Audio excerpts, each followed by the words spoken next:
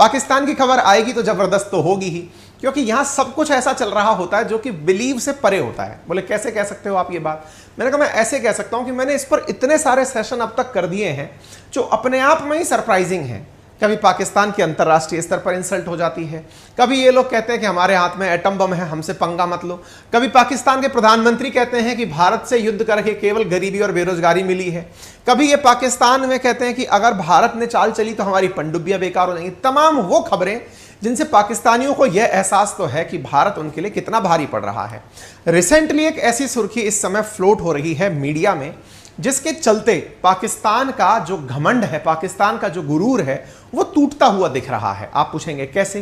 पाकिस्तान के बारे में एक चीज बहुत ज्यादा गाजे बाजे के साथ कही जाती है, और वो क्या? पाकिस्तान के साथ सबसे ज्यादा पावरफुल पाकिस्तानियों की सेना है। पाकिस्तान तो भले ही बिल्कुल कटोरा लेके हाथ में खड़ा है, लेकिन उनका जो पूरा पावर सेंटर है वो उनकी सेना है। यानी पाकिस्तान में सबसे पावरफुल कौन? तो बोले सेना। वहां ना का प्रधानमंत्री वहां का महत्वपूर्ण, ना वहां का राष्ट्रपति महत्वपूर्ण, वहां पर सबसे महत्वपूर्ण कौन? सेना, और सेना का अध्यक्ष। तभी तो ना जाने कितनी बार आज तक पाकिस्तान के अंदर सत्ता परिवर्तन हो चुका है, सेना का शासन आ चुका है। अब जब सेना अध्यक्ष इतना महत्वपूर्ण पद है तो उसकी इज्जत भी होनी चाहिए। तो आज हम उसकी पूरी इज्जत करेंगे। क्यों करेंगे? आज की एक खबर सुनिए आप। खबर यह है कि tanks not in working condition when ex Pakistan army chief said can't go to war with India. एक ऐसा वीडियो वायरल हो रहा है इन दिनों जिसमें बाजवा, अगर आपको याद हो तो आज से जो वर्तमान पाकिस्तान के आर्मी चीफ हैं, इनसे पहले वाले जो आर्मी चीफ थे, उनका एक बयान जबरदस्त वायरल हो रहा है। और वो बयान क्या है कि हम लोग इंडिया के साथ युद्ध नहीं कर सकते। क्यों नहीं कर सकते? क्योंकि हमारे जो टैंक हैं वो वर्किंग कंडीशन में नहीं है, इसलिए बेहतर है कि इंडिया के साथ समझौता कर लिया जाए।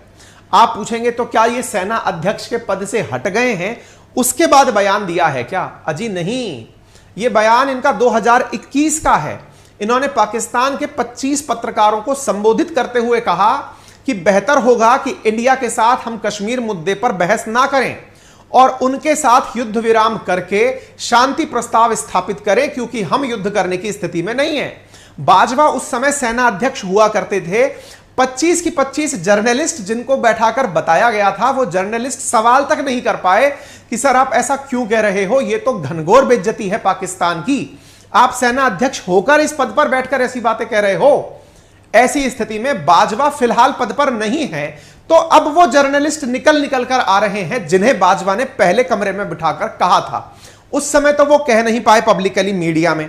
बाजवा ने केवल पत्रकारों को बुलाकर यह कहा कि तुम लोग ज्यादा न्यूज में कश्मीर राग मत अलापो, भारत विरोधी एजेंडा चलाओ मत।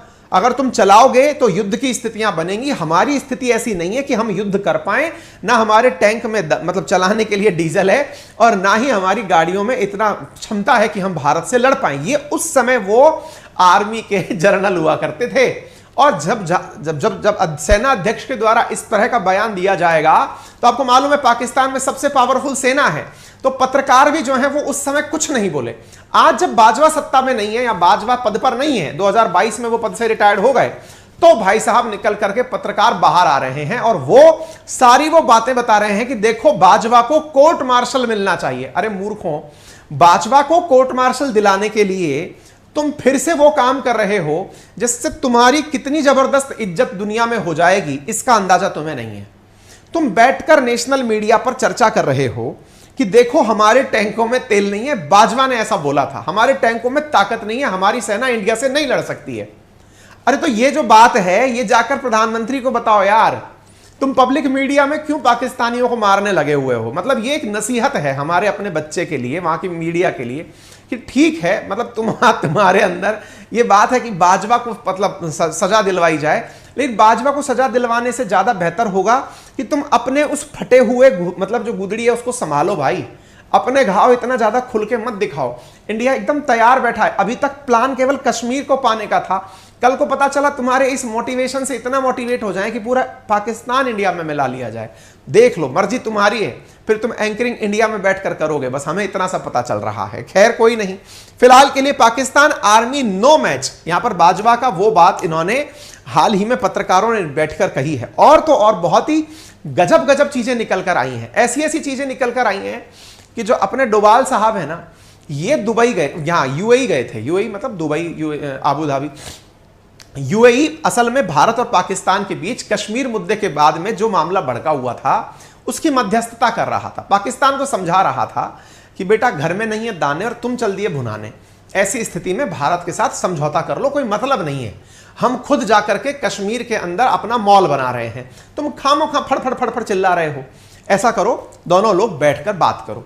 ऐसी स्थिति में भारत की तरफ से अजीत डोभाल जी यूएई गए थे और उधर से उनके आईएसआई चीफ को दुबई बुलाया गया था, यानी यूएई बुलाया गया था।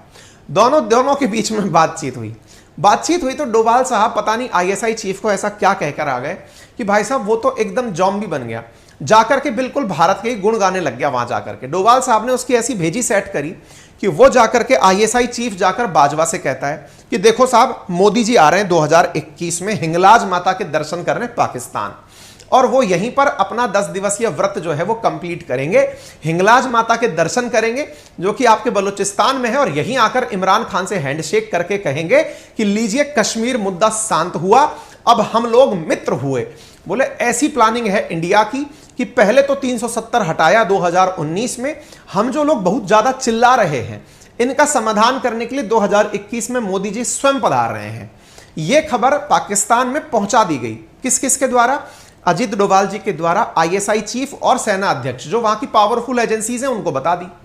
लेकिन जब यह बात निकल करके आई, ये दोनों लोग जाकर के इमरान खान को बताए, इमरान खान से कहा कि देखिए साहब मोदी जी आ रहे हैं, तो इमरान खान ने कहा अरे तो मुझसे तो पूछ लेते कि मोदी जी आ रहे हैं तो मेरा क्या रिएक्शन है, मैं तो दुनिया भर में जहां जा रहा हूं वहां पर कश्मीर कश्मीर कश्मीर राग अलाप रहा हूं। बोले साहब आपको वो राग बंद करना पड़ेगा। इतने में ही फिर उनका जो विदेश मंत्री था इमरान खान का, वो कूद जाता है, कुरैशी था कोई, वो जाकर कहता है कि सुनिए सर, ऐसा है कि आप है ना इस बारे में तुरंत विरोध पर उतर आइए, नहीं तो हमारी पॉलिटिकल इमेज खराब हो जाएगी। हम अंतरराष्ट्रीय मंचों पर, हम ओआईसी में, हम यूएनएससी में, हम जहां तहां पर कश्मीर का मुद्दा ले जा चुके हैं। अब अचानक मोदी जी आए और आकर के मामला ही शांत कर दें, आपका पॉलिटिकल कैरियर खत्म हो जाएगा।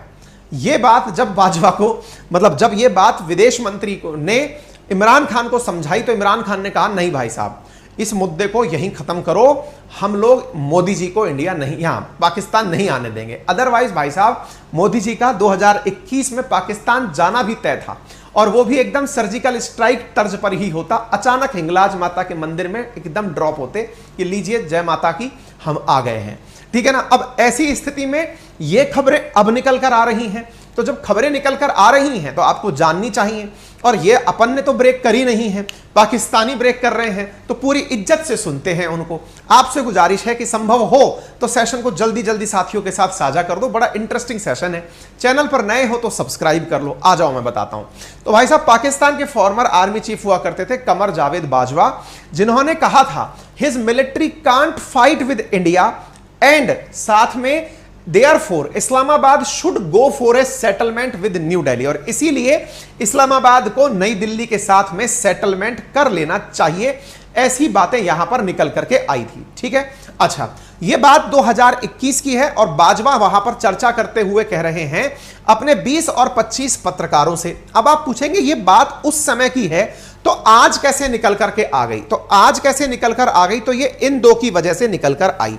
उन 25 में से 2 पत्रकार फूटकर बाहर आ गए। अब जब बाजवा का कैरियर खत्म, आईएसआई चीफ का कैरियर खत्म, तब ये 2 पत्रकार निकलकर बाहर आते हैं। कौन कौन?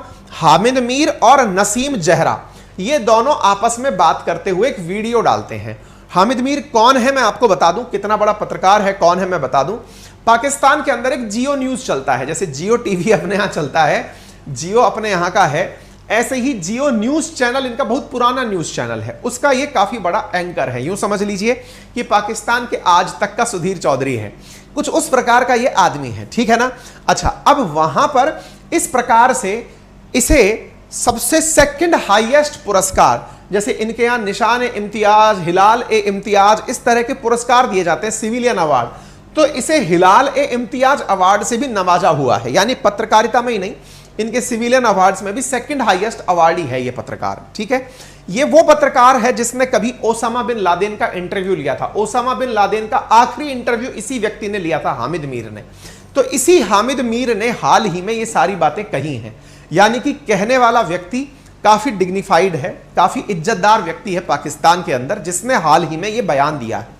कैसे दिया है आइए आपको भी सुनाते हैं, लेकिन उससे पहले जो दूसरी मोहतरमा है यहां पर, उनका नाम है नासिम जहरा। ये भी एक पत्रकार हैं और ये दोनों लोग बैठ करके कुछ इस प्रकार से इंटरव्यू में गुफ्तगू कर रहे हैं। आप इनकी गुफ्तगू को सुने, आनंद लें। जो है उसमें बाजवा साहब आगे अपना पूरा लॉन्च कर लेते, उनको लेक्चर दिया कि ये वही लेक्चर था जो उन्होंने एक दफा आपके और मेरे सामने भी दिया था। याद है ना क्या लेक्चर था? टैंक चलने के काबिल नहीं है, तो उसकी मूवमेंट के लिए मेरे पास डीजल नहीं है, ठीक है जी, इस तरह की बातें की थी ना। नॉर्मली ऐसा आर्मी चीफ के कोर्ट मार्शल होना चाहिए, और मुझे अब कहना पड़ेगा, मैं अंदर कमरे में कहती नहीं, बट मुझे कहना पड़ेगा कि इस तरह नहीं होता। 20-25 सहाफियों को सामने बिठा के आप उनको कह रहे हैं कि पाकिस्तान आर्मी लड़ने के काबिल, पाकिस्तान की आर्मी लड़ने के कायम नहीं। 25 जर्नलिस्ट को बोल करके ये कहा जा रहा है। हमें यकीन था जब वो ये कह रहे थे, तो मुझे उस वक्त भी यकीन था ये गलत कह रहा है, और आपने उसको कन्फ्रंट भी किया था, बल्कि आपको तो मुंह लाल हो गया इतने गुस्से में। ठीक है, ये दोनों बैठ करके, मतलब एक तरह से बात इंटरेस्टिंग ये है, ये दोनों बतिया रहे हैं पाकिस्तान में बैठकर, जनता सुन रही है। अरे जनता को पाकिस्तान की सेना अध्यक्ष की तुम बात बता रहे हो, अब बताने का लॉजिक क्या है यार? मतलब तुम किसकी तरफ से खेल रहे हो? अजीत डोभाल साहब ने तुम तक भी पहुंचा दिया है क्या ज्ञान कि बेटा अब तुम सबके सामने आ जाओ, लोगों का अंदर से कॉन्फिडेंस तोड़ दो यार। हमें तुम्हें देख करके, मतलब खेल में उतरे हो, थोड़ा कॉन्फिडेंस से खेलो ना, ताकि तुम्हें हराने में मजा आए। पता चल जाए कि इसकी पूरी टीम ही फिक्स हो रखी है। सोचो मैच हो रहा हो इंडिया और पाकिस्तान का, और आपको कोई पहले ही बता दे कि सुनो वो सारे के सारे खिलाड़ी, हमने इतने बॉल पर इसको आउट करना है, ये पहले से फिक्स है, ये इतने रन बनाएगा, ये इतने रन। फिक्सिंग हो गई है क्या यार? मतलब डोभाल साहब ने समझा पहले बाजवा को खरीदा होगा, वो दूसरा जो आईएसआई चीफ है उसको सेट किया होगा, लेकिन तुम्हें भी खरीदा हुआ है जो तुम, वो दोनों चले गए, वो दोनों चले गए तो तुम्हारे साथ पेट में बात पचा लेते। बाजवा को दिलाने के चक्कर में अब तुम पता है असल में कर क्या रहे हो यार? हमें मजा ही नहीं आएगा खेलने में यार। मतलब तुम्हारे साथ हम युद्ध भी करें अगर, मतलब मान लो कि तुमको युद्ध करने की जरूरत पड़े, वैसे ही तुम कटोरा लेके खड़े हो, लेकिन फिर भी मान लो तुम्हारे साथ युद्ध करें, तुम अपनी जनता का मोरल डाउन कर दे रहे हो यार। तुम समझो पहले, हमको युद्ध में मजा आना चाहिए, क्योंकि हम लोग वो हैं जो निहत्ते पर वार नहीं करते, हम लोग छोड़ देते हैं यार। तुम्हारी हालत पर तरस खा के छोड़ रखा है हमने, अभी नहीं ले पाएंगे। ऐसी स्थिति में तुम दोनों बैठकर बतियाने और लग रहे हो कि बाजवा ने कहा था टैंक में तेल नहीं है, सेना लड़ने के लिए तैयार नहीं है, इससे अच्छा है कि समझौता कर लेते हैं। क्या आदमी क्या हो भाई हैं? और तुम ऐसी बातें पब्लिक मीडिया में कर रहे हो, बैठ करके जनता को बता रहे हो बाजवा को कोर्ट मार्शल मिलना चाहिए। धत्त बुद्धि है तुम्हारी यार, मतलब हमें तुम्हारे देखकर तरस आ रही है। हाँ ये बात सही है कि तुम्हारी हालत खराब थी, हमें पता नहीं, अंतरराष्ट्रीय खबर थी ये कि Pakistan want initiate military conflict with India, Imran Khan ने 2019 में अनाउंस कर दिया था। ये तुम बात सही कह रहे हो। जब हमने 5 अगस्त के दिन वहां से वो 370 हटाया था, तब तुमने पाकिस्तान नामक ढपली बजाई थी, कश्मीर नामक ढपली बजाई थी, लेकिन इमरान खान खुद कह चुके थे कि हम इस स्थिति में नहीं है कि हम रिटेलिएट करें। रिटेलिएट करें जब ऐसी स्थिति में नहीं है, तो एक हालात तुम्हारे ऐसे उस समय उजागर हो गए थे इमरान खान के समय कि गूगल पर भिखारी देखो तो इमरान खान की तस्वीर निकल कर आती थी, टॉयलेट पेपर ढूंढो तो पाकिस्तान का झंडा निकल कर आता था। यार तुम्हारी बहुत बुरी हालत रही है, हमें पता है। अब ऐसी स्थिति में यार तुम लोग जो है अपने घावों को खुद इसी तरह हरा करोगे, हमें मजा नहीं आएगा। मतलब पहले हम तुम्हारा मीम बनाकर मजा लेते थे, अब तुम हमारा वो अधिकार भी छीन लोगे क्या? हमें खुश नहीं रहने देना चाहते हो क्या? हैं? अब हमको ये लगेगा कि इस टूर्नामेंट में इस टीम के साथ खेलना ही नहीं है भाई। हमारी सेना ही पता चलेगी, कह देगी कि नहीं सर, ये 90,000 लोग तो पहले से ही सरेंडर किए हुए हैं, अब हम रिकॉर्ड स्थापित नहीं करना चाहते हैं। 90,000 से ऊपर हमें डाउट हो जाएगा कि ये सेना थी कि नहीं, पता चले कि तुम सबके सब सरेंडर मार दिए। ये तुम गलत कर रहे हो, ठीक है। हमको पता है डोभाल साहब के अंदर कैरिज्मेटिक व्यक्तित्व है, वो तुम्हारा समेटा समेट दिए, खैर कोई नहीं। तो भाई साहब हामिद मीर जो है, इन्होंने बाजवा के बारे में कहा कि वो इंडिया के साथ एक डील कर चुके थे कश्मीर मुद्दे पर, जिसकी वजह से वो ये सारी बातें बोल रहे थे। When Foreign Office and then Foreign Minister Shah Mahmood Qureshi came to know about it, they went to Imran Khan and asked whether he was aware। किस बात में? कि prime minister Narendra Modi was to visit India, was to visit Pakistan. Modi ji 2021 में भी जाने वाले थे। यह बात वहां के विदेश मंत्री को और प्रधानमंत्री को नहीं पता थी, बाकी सेना अध्यक्ष को और वहां के आईएसआई चीफ को पता थी। इंडिया ने उनको बता रखा था। तो जब इमरान खान से पूछने के लिए शाह महमूद कुरैशी जाते हैं तो इमरान खान कहते हैं कि I am told about it, मुझे बताया तो गया है। बाजवा एंड फैज बोले तो आईएसआई चीफ हैड कम, वो दोनों आए थे और उन्होंने कहा कि बातें चल रही हैं, but Modi is coming that I don't know, लेकिन मुझे ये नहीं पता कि मोदी आ रहे हैं कि नहीं, ये मुझे नहीं पता है।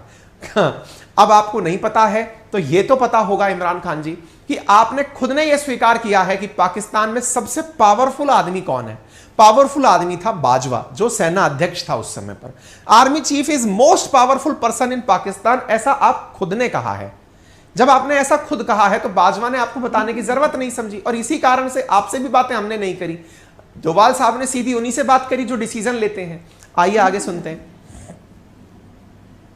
कश्मीर पे मैं सिर्फ दुआ कर सकता हूँ इसलिए कि जनरल कमर बाजवा जो है उसने कश्मीर पे जो सौदा किया उसकी अभी तक डिटेल जो है वो कौम के सामने सौदा किया सौदा ये जो इनका कहना है line of control cease fire, उस सीज फायर 2021 में भारत पाकिस्तान के बीच में एक सीज फायर हुआ, बोले वो एक सौदा था। ठीक है, और जब फॉरेन ऑफिस को ये पता चला, वजीर खारजा शाह कुरैशी को पता चला कि मोदी पाकिस्तान आ रहा है, मुझे तो पता ही नहीं। ये जो बात मैंने बोलकर सुनाई वही बातें ये लोग बोल रहे हैं, तो मैंने इन्हीं की बातें आपको सुना दी हैं, ठीक है ना। तो ये जो फैज हमीद हैं ये आईएसआई चीफ हुआ करते थे 2019 से 21 के बीच में, और इमरान खान ने मतलब यही वो व्यक्ति थे जो कि भारत के मतलब उनके साथ बात करने के लिए गए थे, ठीक है। अच्छा, जब बात ये निकल कर आई तो इन्होंने ये कहा Foreign Office. After this, Bajwa came to the Foreign Office and lectured them. It was the same lecture given before us. Do you remember? Tanks are not in condition to work. There is no diesel for the movement of cannons. This kind of talk he did. Mir said in the conversation with Zahra, to which Naseem Zahra said normally such army chief should be court-martialed. मतलब ये लोग बैठ करके अब अपने army chief के ऊपर court martial जो पहले था ना उसके ऊपर कोर्ट मार्शल करवाने की बात कर रहे हैं। अब क्या ये बात सच है? बिल्कुल सच है। कैसे है? आइए आपको ये खबर दिखाते हैं। इंडियन एक्सप्रेस की खबर है अप्रैल 2021 की। In built to cease fire though NSA Doval met ISI chief in UAE last year. ये खबर निकल कर आई थी कि भारत ने अपने डोभाल साहब से भेजकर आईएसआई चीफ दोनों मिलकर के यूएई के अंदर बैठक करके सीज फायर किए थे, यानी कि युद्ध विराम किए थे कि बॉर्डर पर मतलब अब गोलाबारी नहीं होनी चाहिए। तो जो नहीं होनी चाहिए उस दौरान उन्हें किसी प्रकार से बाजवा को खरीद लिया गया था, मतलब सौदा किया गया था, जिस कारण से बाजवा भारत विरोध में कुछ बोल ही नहीं रहे थे। ये इनका कहना है, ठीक है ना। अच्छा, अब एक चीज यहां पर और निकल कर आती है और वो ये क्या है, बोले एक बात बताओ, बाजवा इस काम के लिए इतने उत्साहित क्यों थे? मतलब कश्मीर मुद्दे पर शांति, चलो ठीक है, हमारे पास में वो नहीं है, क्या नहीं है, डीजल नहीं है, गोला बारूद नहीं है चलाने के लिए, कोई बात नहीं, लेकिन फिर भी बाजवा कश्मीर मुद्दे पर इतने उत्साहित क्यों थे? इसके पीछे का कारण है कि once upon a time Imran Khan ने कहा था कि जो भी व्यक्ति मतलब वो करा देगा, कश्मीर का मुद्दा सॉल्व करा देगा, उसे नोबेल पीस पुरस्कार मिलेगा।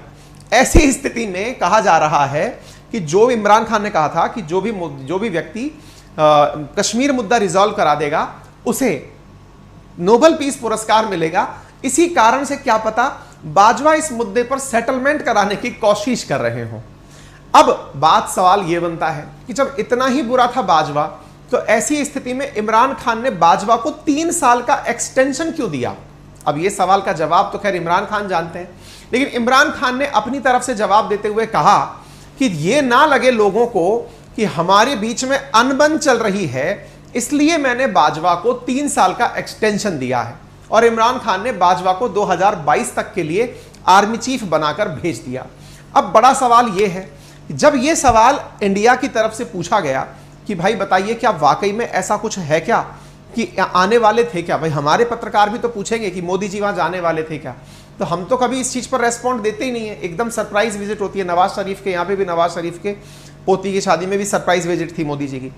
ऐसी स्थिति में फिर एक और पत्रकार निकल के आते हैं जिनका उसी समय का एक आर्टिकल उर्दू में बाहर निकलता है, और वो क्या है, जरा इस आर्टिकल को देखें। जिन्हें उर्दू आती है वो देख सकते हैं, इसमें 2021 जरूर उन्हें दिख रहा होगा। ये उर्दू में लिखा हुआ है, हमारी टीम ने इसका ट्रांसलेशन किया। ट्रांसलेशन किया तो कुछ अंग्रेजी ऐसी निकल कर आई। क्या लिखा हुआ है? Army had also agreed in Narendra Modi to come Pakistan in 2020। This fast was done by general Faiz Hameed. मैंने इसको अंग्रेजी में भी टाइप करवा लिया है। ये वो फैज हमीद हैं जो कि ISI चीफ हुआ करते थे, इनके साथ मामला हुआ था। तो ये अंग्रेजी में यूं है, कुछ इधर देखिए।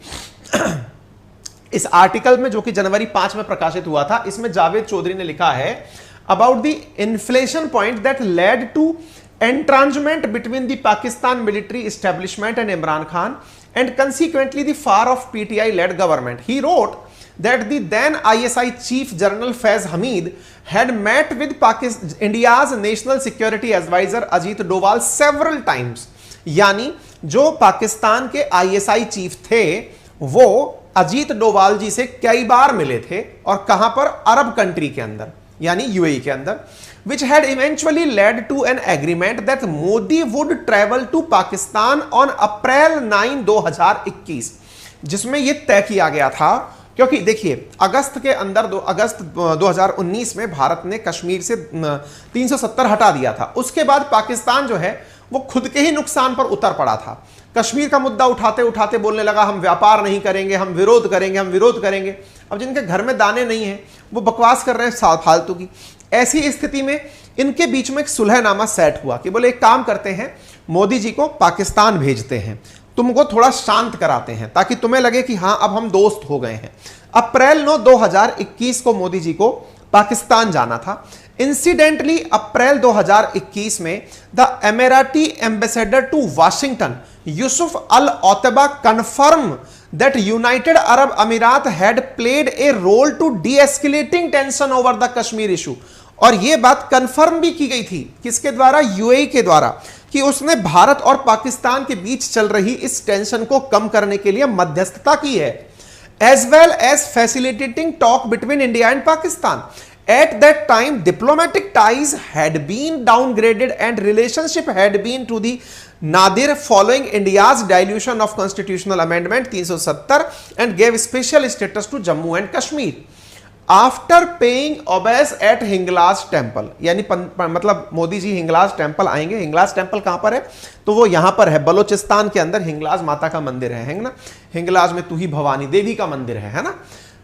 तो मोदी जी का प्लान ये था नवरात्रियों के दौरान वहां जाते और हिंगलाज टेम्पल में जाकर के फिर मोदी जो है वो इस्लामाबाद जाते इमरान खान से मिलने, और इमरान खान से मिलकर के फिर हैंडशेक करके कहते कि अब हो गया मामला शांत। The proposal was scuppered after the then foreign minister Shah Mahmood Qureshi took his objection to Imran Khan, who sided with him। ये सारा रायता तब फैल गया, ये सारी प्लानिंग सही जा रही थी, लेकिन उस समय के पाकिस्तान के विदेश मंत्री जो थे शाह महमूद कुरैशी, उन्होंने जाकर इमरान खान के कान भर दिए और कह दिया कि भाई साहब ऐसा मत करना, नहीं तो आपका पॉलिटिकल ग्राउंड खत्म हो जाएगा। Qureshi had apparently pointed out that India had not made any concession over Kashmir Article 370, और कुरैशी ने इमरान खान को जाकर समझाया कि आप ऐसा कुछ मत कर लेना, पता चले कि इंडिया ने 370 पर तो कुछ किया नहीं और आप खामखा राजी हो गए कि हां चलिए अब हम शांति स्थापित कर लेंगे। इससे कश्मीर मुद्दे पर भारत एक भी कदम अगर पीछे हटे, 370 की जगह वो ये बोल दे कि अब हम इसको राज्य बनाएंगे या इनके लिए कुछ अलग करेंगे, तो कम से कम एक तो ऐसी चीज निकल कर आए जिसमें पाकिस्तान की भी इज्जत रह जाए। कुरैशी ने जाके जब इमरान खान को यह बात समझाई तो इमरान खान बैकफायर कर गए। जब इंडिया की विदेश मंत्रालय से पूछा गया कि मोदी जी का ऐसा कुछ प्लान था क्या, तो उन्होंने साफ साफ इनकार कर दिया, बोले नहीं नहीं ऐसी सब बातें हैं, चलती रहती हैं। इंडिया आजकल उस मोड में है ना, करने के बाद बताता है कि हमने ये कर दिया है, चाहे फिर वो सर्जिकल स्ट्राइक हो, चाहे फिर पाकिस्तान में नवाज शरीफ के घर यात्रा करने का तरीका हो, पाकिस्तान से रिलेटेड चीज हम करके बताते हैं कि हाँ सॉरी हो गया था। ऐसी स्थिति में जब पूछा गया, बोले नहीं ऐसी कोई प्लानिंग ही नहीं थी। तो ऐसी स्थिति में अब डोभाल साहब और आईएसआई चीफ का मिलना जो था वो उस समय वेस्ट चला गया।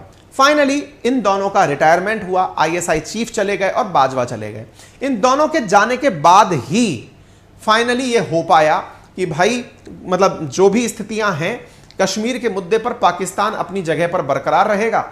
इधर की तरफ डोनाल्ड लू के द्वारा पाकिस्तान में इमरान खान की सरकार गिरा दी जाती है और शहबाज शरीफ की सरकार बन जाती है। जब सरकारें ही बदल गई तो पाकिस्तान का जो डर है कि कश्मीर मुद्दे पर भारत हमेशा की तरह आगे बढ़ेगा, वो भी सही निकला।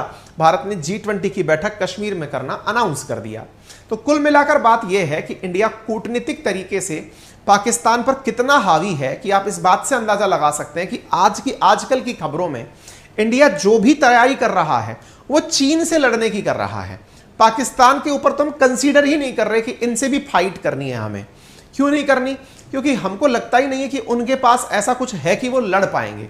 हाँ, बस वो यही है कि वो एक डायलॉग जरूर मार सकते हैं कि हमारे एक हाथ में कुरान है और एक हाथ में हमारे एटम बम है। वो एक नेता बोला था ना उनका कि हमको कोई भीख क्यों नहीं देता, जाकर एटम बम लेकर जाओ, फोड़ दो उसके ऊपर जाकर के। इस तरह के तो क्रिएचर रह रहे हैं इनके यहाँ पर। खैर कोई नहीं, उम्मीद है कि आप लोगों को पाकिस्तान के आंतरिक हालात वहीं के रीजनेबल लोगों के थ्रू पता चल गए, वहीं के जो इज्जतदार लोग हैं उनके थ्रू पता चल गए। बाकी हम तो खैर एनी टाइम इनकी खिंचाई करते ही रहते हैं। जानकारी कैसी लगी अपने कमेंट बॉक्स में राय जरूर साझा करिए। इसके साथ साथ मैं आपको जानकारी दे दूं कि आप में से जो भी साथी हमारे साथ कंटेंट टीम में जुड़ना चाहते हैं उनके लिए एक लिंक कमेंट बॉक्स में पिन किया गया है गूगल शीट का, वो उसे फिल कर दें।